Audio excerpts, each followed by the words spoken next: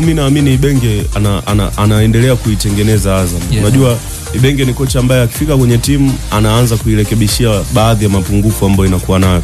Akati anaenda Al Hilal Omdurman hivyo pia. Alikuta Al Hilal kama imeanza kusinzia hivi kama ambavyo El Merreikh wenzao wale walikuwa wamesinzia, lakini kadri siku zilivyokuwa zinaenda Al Hilal Omdurman wakaanza kurejesha heshima yao, taratibu wakakaa vizuri kwenye piki. Kwa hiyo mimi naamini Azam ina wachezaji wengi, ina wazawa wengi, lakini pia na wachezaji wengi wa kimataifa. Naamini mwalimu Ibenge ana uwezo mkubwa sana wa kuirejesha Azam katika ule ushindani ambao ilikuwa kiufanya misimu ya nyuma mwanzoni wakati inapanda ligi kuu.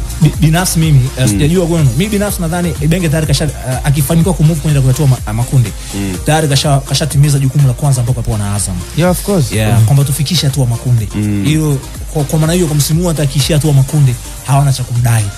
Lakini pia sio malengo tu hayo. Mimi naamini kama ataishia hatua ya makundi, lazima afanye vizuri labda pengine kwenye FA au kwenye ligi ili kuweza kuaminisha kwenye ligi. Sababu hata ukisema hivyo na wakumbusha hata Nasruddin Nabi baada ya kutolewa kwenye CAF Champions League na Al Hilal Omdurman aliambiwa afike group stage ya CAF Confederation Cup na alifanikiwa, lakini kama unaona mbele kuna mwanga wa kufika mbele zaidi, sio mbaya ukafika. Of course, maana ngambia kusona limitation kwa Ibenge.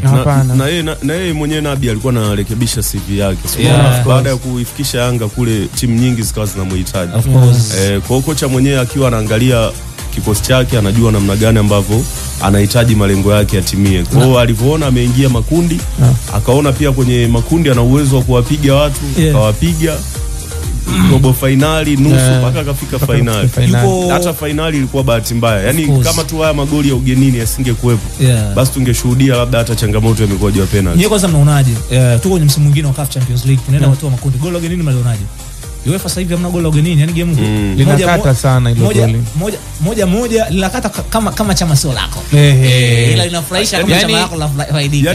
Yani goli la ugenini ni kama vile vali ambavyo mtu kama Pep Guardiola ndo mtu wa kwanza kabisa kulalamika kuhusu VAR kwamba sisi tunacheza, tuna timu bora, tunacheza mpira, tunafunga magoli, tunaambiwa offside, sijui tunafanyaje. Tunahitaji video assistant referee ije tusaidie kuona namna gani ambavyo sisi tunaweza tukawa tunanufaika. Huyo akaenda kuumizwa na goli la Gabriel Jesus mechi ya nusu finali ya kombe la UEFA. Nakumbuka Jesus alifunga, Guardiola alishangilia sana, akajisahau kwamba yeye ndo aliomba VAR. Kuna mechi nyingine ile dhidi ya Tottenham Hotspur walikuwa Aitad anafunga Sterling, ilikwenda kuwa 4-4. Ilikuwa 4-3. Game ya kwa ubingwa. Nadhani Azam iko poti namba 4. Yeah, of course. Poti ambayo inamdogodesha, inamweka, inamfanya awe mnyonge kwa sababu sema kutokana na ushindani wake wa kimataifa kwenye siku za karibuni ndo maana iko. Lakini hata timu zilizopo mimi siamini kama Azam hata kama yeye kakaa poti ya mwisho, siamini kama hizo timu zinaweza zikamnani sana. Mimi hata poti 1 na poti 2 nilikuwa naamini hivyo, lakini uoga wangu mkubwa ni kwamba Sleeping Giant wengi Afrika wameamka msimu huu. Muangalie Wydad, muangalie Raja Casablanca, muangalie Kaizer. Kaizer hajashinda mchezo wote, lakini Kaizer mzee akija kwenye michuano ya kimataifa mtu mwingine tofauti. Ndio hapo una wasiwasi kwamba what ligi ya South ni ngumu. Yani na hiyo ligi leo Orlando Pirates anaongozwa goli 3 na Saint-Louis Lupopo. Lakini Saint-Louis Lupopo wanawaza tunaendaje pale Soweto kulinda hizo chuma tatu? Kweli tunaweza kulinda dakika 90 wasitufanye chochote? Yani chochote kitatokea. Ndio maana nakwambia hiyo poti namba 4 ile game sawa ni goli nyingi lakini bado ni ngumu sana. Of course. Kwa sababu Orlando ana watu wao wa kufanya hivyo. Wako pale kina Aish Manula.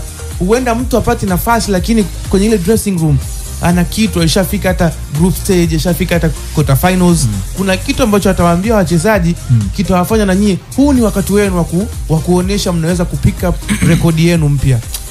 Tumwangalie Ibenge na hii Azam. Unaiona Ibenge ambaye amewafanikisha kufika tu makundi, akiwapeleka zaidi hapa. Yani malengo ya Azam sio sema makundi msimu. Na hata ukiangalia sura zao sasa hivi fra kabisa kwamba mpunga wa makundi tayari wanao. Unaona Ibenge ambaye atawatoa hapa Azam kuwapeleka tena next level. Mimi nafikiri inategemeana na group ambalo Azam watakuepo. Sababu Azam sijajua kama bado wameimarika kwenye walikuwa na weakness kwenye hizi game za watu wa kawaida, watu wa katikati wale. Walikuwa Azam wanapata wakati mgumu sana. Sasa sijajua safari hii wamejipanga vipi, kwa sababu wana kocha mzuri, kocha ambaye yuko na experience kubwa.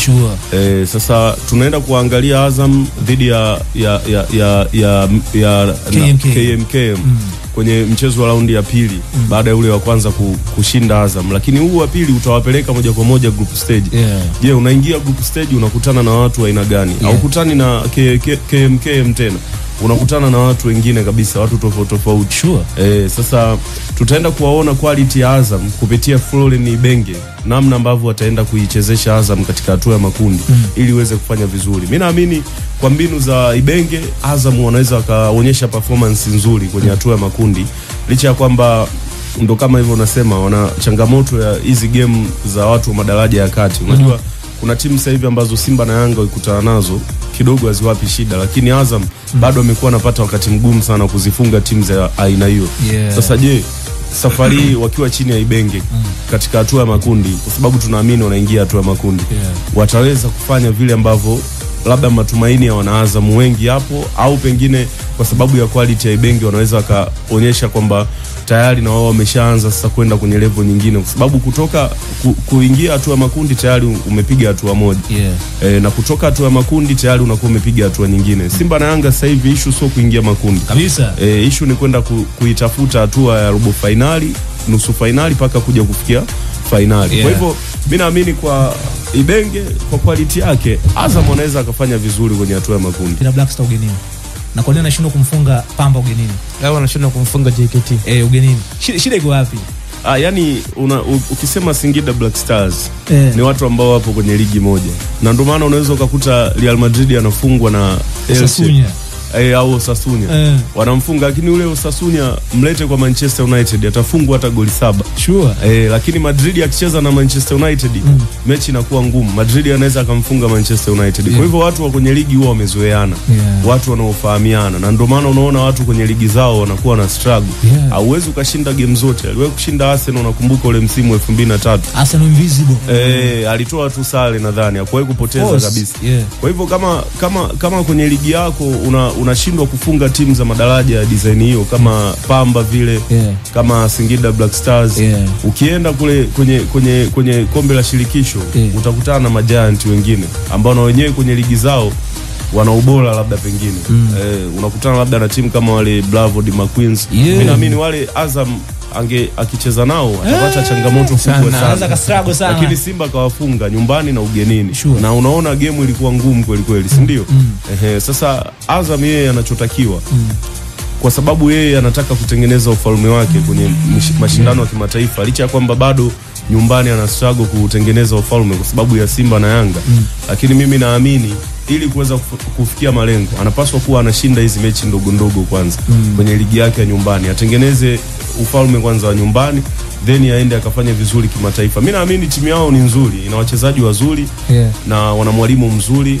Kwa pengine kama watashindwa kufanya vizuri kwenye hatua ya makundi, basi tutaona bado wana zile weaknesses za kushindwa kuzifunga timu za madaraja ya kati. Kama hivyo ndivyo toa mfano kama mtu kama Bravo de McQueens, kama atakufunga nyumbani kwake, kwa sababu tuliona hata Coastal wale jamaa walicheza nao kwenye kombe la shirikisho Bravos.